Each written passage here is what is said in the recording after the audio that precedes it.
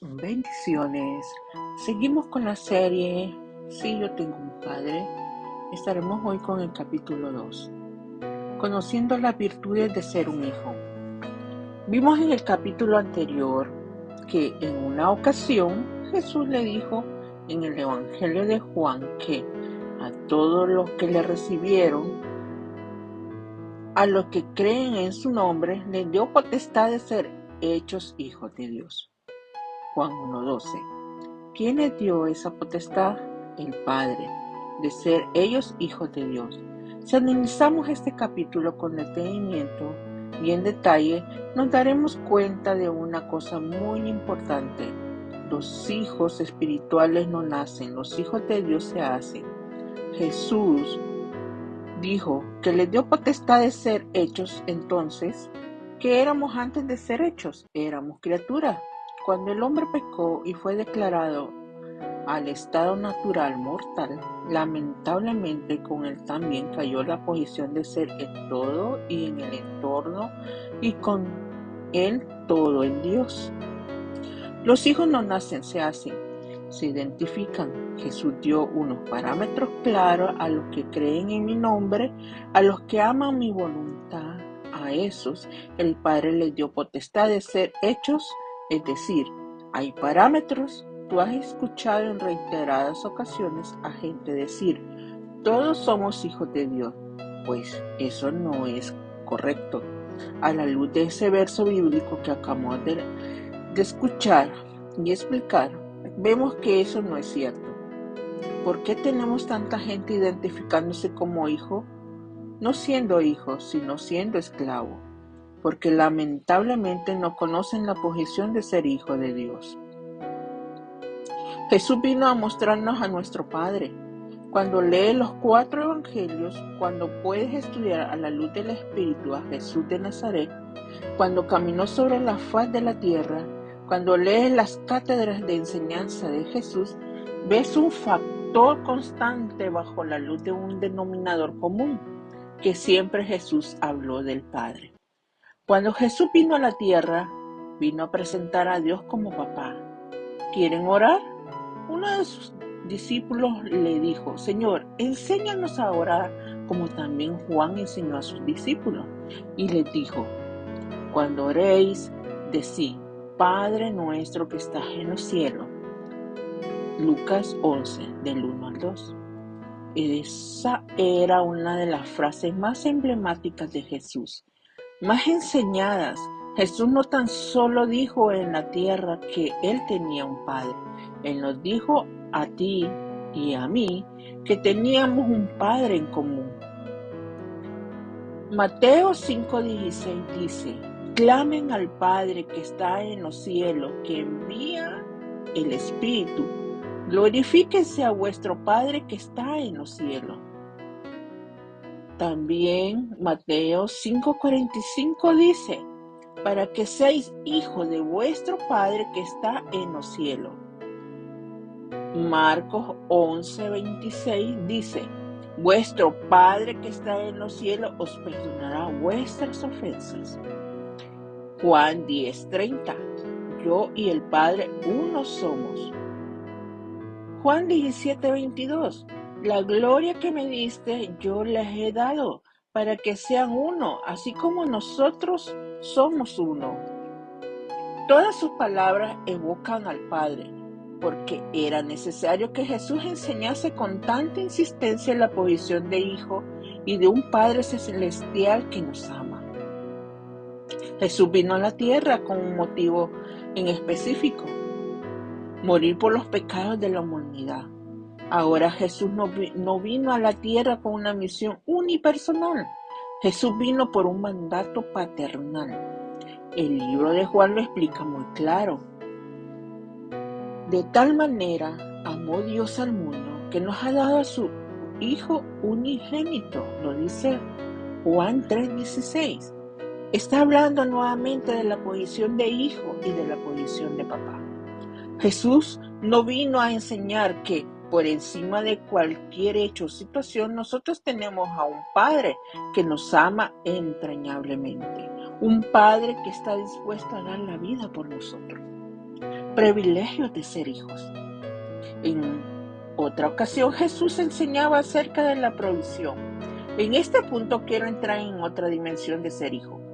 Ser hijo te da el privilegio de conocer las bendiciones que Él como Padre nos tiene reservadas.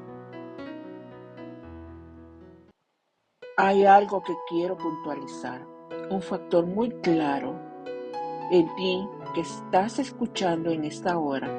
Jamás un siervo tendrá las bendiciones que tiene un hijo. Jamás un siervo tendrá los accesos que tiene un hijo. Jamás un siervo podrá mirar lo que mira el hijo, porque el siervo no tiene entrada a la casa, no tiene acceso directo, mientras que los hijos tenemos acceso directo por el privilegio de tener un Padre y reconocer al Padre como nuestro Señor y Salvador. Veamos estos privilegios. Número 1. Se acercan a su Padre. Sí, yo tengo un Padre. Traer a evidencia un malestar eclesiástico que por centurias ha caminado por las diferentes generaciones e ideologías de la Iglesia.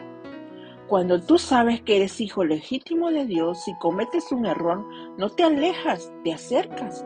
Cuando sabes que eres hijo legítimo de Dios, te acercas a Él. Porque sabes que Él es tu Padre y que tu Padre, aunque te corrija, te sigue amando. Tu Padre, aunque vea que pecas, sigue intercediendo por ti. Número 2. El espíritu de la paternidad de Dios sobre la vida de una persona solo puede ser revelado en gente que entiende y conoce la posición que Él tiene como hijo. En el capítulo anterior te expuse las desventajas que tiene un siervo. Jesús lo dijo más claro. Si los padres de esta tierra, siendo malos, si su hijo le pide un pan, no le dan una piedra. Y si le pide un pescado, no le dan una serpiente. Cuanto más vuestro Padre Celestial que está en el cielo. Mateo 7, del 9 al 11. Jesús está haciendo y poniendo la interrogante en el corazón de las personas, así como yo te lo estoy poniendo en tu espíritu a través de este capítulo. Llegó la hora de hacer la división interna. Dejar la posición de siervo y asumir la condición de hijo. Número 3. Tienen una identidad clara y diáfana. Cuando logres asumir la condición de hijo, verás el Evangelio con una plenitud más eficaz de cómo lo has visto al sol de hoy. No puedes caminar en integridad de vida y en plenitud bajo una disensión interna de no saber ni quién eres en el reino de los cielos.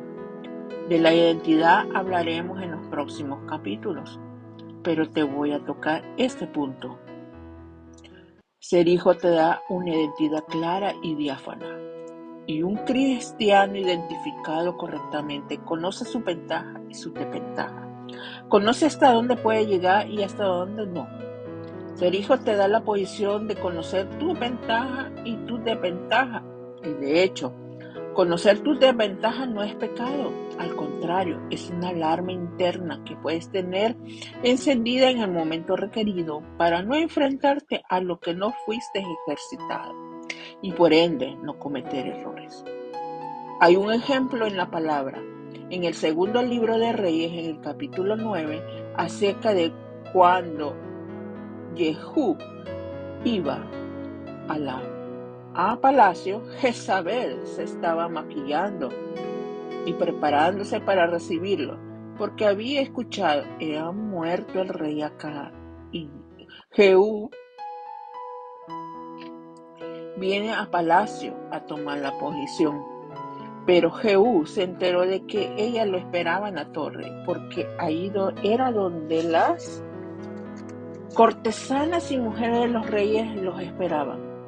Y sabía que esta mujer, Jezabel, además de que era muy hermosa, era totalmente persuasiva y podía persuadirlo a él y volverlo un guiñapo, como lo había hecho con Acab. Porque en cierto punto ya Acab no gobernaba, sino que era Jezabel quien gobernaba. Podemos ver el caso en la viña de Nabot. Ella puso 2 testigos mentirosos y le pidió al rey que firmara edicto y matar a Nabot. Y este le costó la vida a Jezabel. Al Jehú saber y conocer cómo esta mujer había maniobrado a todo un reino, él dijo: yo no voy a subir a la torre porque puedo caer rendido ante sus lisonjas. Y envió a él los eunucos, a los que no sentían. Cuando Jezabel intentó seducir a los eunucos, como ellos no sentían, la lanzaron por la ventana por orden del rey, cumpliéndose la profecía. 4. Conocen sus debilidades. Estar en la posición de hijo también te da el privilegio de conocer tus debilidades, de saber dónde no eres funcional y a quién tienes que abrirle paso. Porque en la posición de hijo tú no tienes competencia con nadie. No ves a tu hermano como un rival, lo ves como alguien más que aporta al reino, Jehú, de un poder de los eunucos que él como rey no tenía. Y fue lo suficiente humilde para desligar la personalidad interna y exponer una debilidad, pero dejarla en las manos de aquellos que podían resolver el asunto. Ser hijo te da la capacidad de ver hasta dónde llegar y quién puede tomar esa posición a hacer ese asunto. 5. Son humildes. Ser hijo te sumerge en un océano de humildad, porque tú entiendes y comprendes que no hay competitividad sobre ti. Ser hijo te da una marca que te permite entender y comprender que no hay nadie a tu favor, ni hay nadie compitiendo a tu lado, sino que todos trabajamos para un reino. Ese asunto de la orfandad espiritual en la iglesia no tan solo ha trastocado a laicos, también ha trastocado a muchos líderes. Y esta serie va a abrir un paréntesis en este asunto. Tenemos cientos de líderes en todas las áreas de la iglesia que lamentablemente padecen de orfandad espiritual. Nadie se puede levantar por encima de ellos porque se sienten atacados, amenazados en su posición. Cuando tú eres hijo legítimo, cuando el Señor te ha dado el privilegio de hacerte hijo, porque creíste en Él y en su nombre, y la potestad de Dios de ser hecho hijo vino sobre ti, entonces entiendes que no puedes trabajar solo, que la era del llanero solitario ya no existe. Entiende que Jesús dijo que no nos enviaba de dos en dos. Si Jesús de Nazaret, Hijo de Dios, lleno de todo poder, lleno de toda unción, caminando en la autoridad del Padre, caminando en la rectitud de espíritu, enseñando, sanando, libertando, haciendo lo que Dios le había mandado hacer, entendió y comprendió que él no podía hacerlo solo, y se buscó a 12 cercanos, ungió a 70 y después a 150 y también los envió. ¿Qué tendremos que hacer tú y yo? Una de las cosas que identifica a un hijo y que identificó a Jesús como un hijo era la constante perseverancia del compañerismo. Para lo único que Jesús se iba solo era para orar.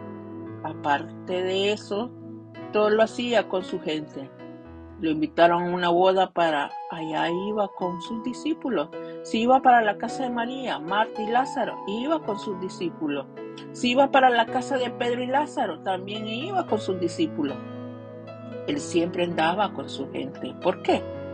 Porque cuando tú tienes el espíritu de hijo, cuando te identificas y sabes que eres un hijo legítimo de un reino, tú ayudas al que está debajo de ti, al más débil, lo ayudas a levantarse, como también ayudas y obedeces a los que son más fuertes, entendiendo que siempre hay alguien que está 2 pasos más al frente. Número 6. Tienen discernimiento. Cuando eres hijo legítimo, tienes el discernimiento correcto en tu corazón y la humildad de decir: wow, tengo que aprender de fulana o de fulano. Tengo que aprender de este o de ese ministro. Porque la dirección que él lleva es la misma por donde yo voy. Y si él va al frente, si aprendo de él, la humildad me va a enseñar. ¿Sabes qué te va a enseñar la humildad de ser un hijo? Te va a enseñar a reconocer tu posición como hijo. Te va a enseñar que por donde él va, tú vas a pasar. Y como él ya pasó, Te va a decir dónde están los hoyos y los baches para no tropezar, caerte y enlodarte. Quizás esa persona ya cayó, se enlodó, se levantó y siguió hacia adelante. Y ese es el ejemplo preciso o enseñanza más grande que te puede dar. Pero estas enseñanzas solamente las recibes aquellos con el corazón humilde de ser hechos hijos del Dios viviente. Número 7. Un hijo legítimo es obediente a su pastor, a sus autoridades. Un hijo legítimo camina siempre en una regularidad de vida. Entiende o comprende que es necesario estar sometido a una autoridad. Una persona con la actitud de hijo, cuando ve una necesidad, primero consulta a su autoridad. Jesús enseñó eso. Aquel romano centurión le dijo: yo sé que tú eres un hombre que tiene autoridad como hijo de Dios. Tienes tanta autoridad que tú no tienes ni que entrar a mi casa. Manda la palabra. Número 8. Se les reconoce su autoridad. Otra de las cosas que te identifica como hijo según ese verso bíblico de la historia sobre el centurión romano, que te traen a la luz como evidencia de que eres hijo de Dios. Es de mucha gente que va a reconocer tu autoridad, porque tu autoridad no es interna, es externa. Es una exhibición continua. Estás abierta a una autoridad, la delegación de esa autoridad está sobre ti. Hago aquí un señalamiento excepto al ladrón en la cruz. Nadie ha recibido una revelación de la autoridad del Señor Jesús en la tierra como es el centurión romano. De hecho, la revelación que él recibió abrió la boca del Maestro en la eternidad y fue quien abrió la salvación directa a los gentiles. La salvación era para todos, pero Jesús vino a los suyos. En esto está clara la palabra. A los suyos vino y a los suyos no le recibieron. Mas todos los que le recibieron, a los que creen en su nombre, les dio potestad de ser hechos hijos de Dios. Número 9. Son responsables. El ser hijo te da autoridad, te da poder, pero también te da responsabilidad. No puedes ser un hijo de Dios con irresponsabilidades internas y externas, tanto contigo como con los demás. Aquel centurión fue clave y le dijo a Jesús: yo sé que tú eres un hombre de autoridad, porque yo también lo soy. Conozco la autoridad. Yo le digo a mi gente: vengan y vienen, vayan y van. Entonces tú solo manda la palabra y yo sé que mi siervo se sanará. Eso se llama el poder de ser hijo. Al oírlo, Jesús se maravilló y le dijo a los que le seguían: de cierto os digo que ni aún en Israel he hallado tanta fe. Y os digo que vendrán muchos del oriente y del occidente y se sentarán con Abraham, Isaac y Jacob en el reino de los cielos. Mateo 8, 10 al 12. Y por eso digo que aquel romano fue el parámetro de la salvación de los gentiles en el tiempo que era para los hijos. Es importante que entiendas que Jesús caminó en la tierra con autoridad, siempre por la posición de hijo que mantuvo. Queda evidenciado, puesto y explicado que Jesús, antes del bautismo de Juan el Bautista, era un Dios encarnado. Y después del bautismo fue un Dios hecho carne, por ende Satanás pudo tocarlo. Jamás el enemigo, el diablo, hubiera podido tocarlo en la posición de Dios. Pero en la posición de humano sí. Dice que lo subió al pináculo del templo, lo elevó en un monte muy alto y lo tomó y lo elevó porque estaba en la posición de Jesús. El hecho carne. Número 10. No necesitan competir. Importante por demás está decirte que cuando eres hijo legítimo de Dios, no necesitas entrar en competencia y exhibicionismo en altares con otros predicadores. Cuando eres hijo de Dios, vas y cumples la asignación que te fue encomendada. Si el predicador que vino antes que a ti manifestó dones, milagros, señales y maravillas, el que viene detrás quiere manifestar más. ¿Por qué quiere quedar bien? Esto lo he podido ver en muchas ocasiones en altares y es algo que evidencia la posición espiritual en las personas en la que la persona camina, sí, como hijo, como siervo. Algo que aprendí fue que Dios no se mueve de acuerdo con las expectativas de la gente. Cuando tú eres hijo de Dios, tú vas y haces el trabajo que te mandó a hacer y punto. Como predicador, aprendí y testifico y predico de esto. Los verdaderos hijos de Dios no necesitamos quedar bien con la gente. Prefiero 1000 veces quedar mal contigo que quedar mal con Dios que me ha dado todo. He ido a muchos lugares con la mano actuando poderosamente. Milagros, señales, maravillas, prodigios, muchas cosas sobrenaturales. Pero algo que he tenido que aprender es no a caminar bajo las expectativas de lo que están ahí. Es caminar de acuerdo con las expectativas que tiene Dios. Si hay algo que le he infundido y le digo a toda la persona que me escucha, que sea una predicación, en un video, en una lectura, es que nunca camine bajo la expectativa humana, porque el hombre nunca va a satisfacer sus deseos. Las expectativas humanas en múltiples ocasiones o en la mayoría de ellas están infundadas en sentimientos naturales, no en actitudes o condiciones espirituales. Ser hijo te da la autoridad de conocer ambos factores, y cuando llegas a un punto, a un púlpito o a un lugar para exponer y predicar la palabra, cumples tu misión, bendices al pueblo y sigues caminando. Tu compromiso no está con expectativas de hombre, tu compromiso está con la misión que Dios ya a ti te encomendó. Al final de este capítulo quiero marcar algo muy claro. No cambies nunca tu posición, porque así como hay siervos que no conocen la posición de hijos, también tenemos hijos que después de haber conocido a Dios como Padre, de gozar los beneficios de ser hijos, lastimosamente vuelven y se reducen a la condición de servidumbre y celibato, porque permitieron que sus entendimientos fueran entenebrecidos. El apóstol Pablo habla en el libro de Efesios del entendimiento de Cristo y también dijo en una ocasión: lo que ahora vivo en la carne, lo vivo en la fe del Hijo de Dios, el cual me amó y se entregó a sí mismo por mí. Gálatas 2:20. No es lo mismo vivir por la fe que vivir en la fe. Vivir por la fe es ser dependiente de aquello a lo que lo tenemos fe. Vivir en la fe es ser parte de aquello. Te bendiga.